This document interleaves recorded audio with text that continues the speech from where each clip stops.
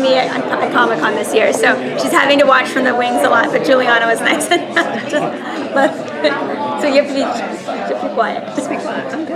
No, we want to ask mom questions. Oh, you want to? Okay, then you can ask mom questions too if you want. Yeah. I'd love to have a break. There was American Forces Network in my brother's in the Army, so there's American Forces Network. Yeah.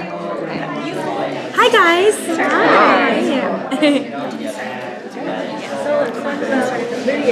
Okay. And I'm going to bring you over. She seems like every season she's getting more and more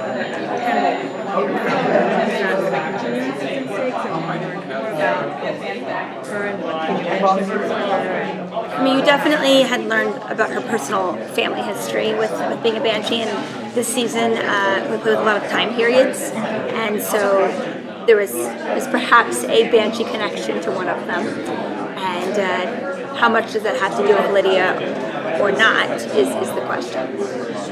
Yeah. So you do. There are, I wouldn't say we dwell deep into it because there's definitely a more central issue at hand in Beacon Hills. And however a Banshee can help, she definitely utilizes that power. But I would say there's one amazing episode that deals with just the Irish folklore itself, and it makes you understand more of the folklore versus just Lydia's family. Sorry. Will we see more of Lydia and Malia having scenes together? They have such a fun relationship. Shelley and I have a ton of scenes this season. The dynamic between us is a lot of fun between Lydia's intelligence and Malia's interpretation of how the world works. So seeing that the awkward banter is I thought was at least fun to act, and I also think just the kinds of mysteries we're solving this season of Beacon Hills, we need that physicality of Malia and the supernatural power of Lydia. So it's also needed as well. So some of us have noticed that Lydia and Deputy Parrish have incredible chemistry. Any chance of a room? It's just me, guys. No. Styles. Yeah.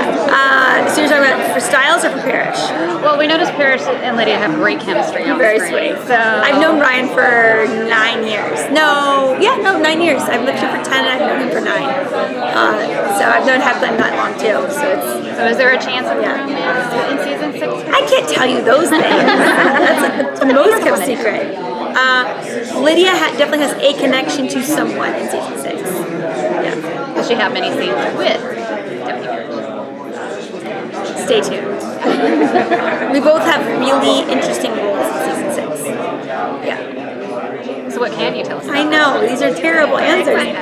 I would say, I could say this because Jeff said this, that Scott is single this season. So if you're dealing with any sort of relationship, you can look to Lydia and ...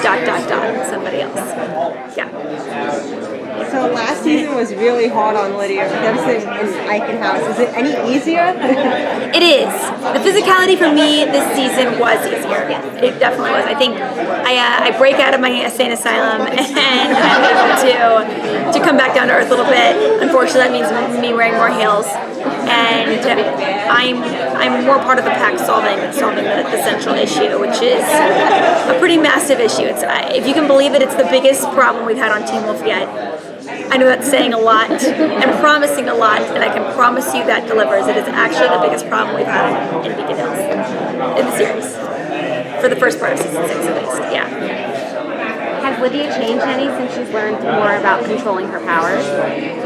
Yeah, I feel like Lydia, as far as the scenes that were written this season, I feel like they've taken on a lot more of a mature role, and there's definitely that little bit of a bickering, between Styles and Malia, but ultimately it's about getting the job done, and I think she's the most pragmatic she's ever been, and doesn't let personal feelings come into play.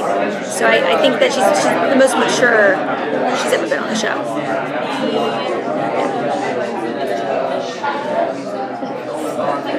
Anything else? What can you tell us about Lydia and Styles? That's a question for Jeff Davis. Comes around. What can you tell us about Lydia and Styles? That's his question. But I think that the Stydia fans will be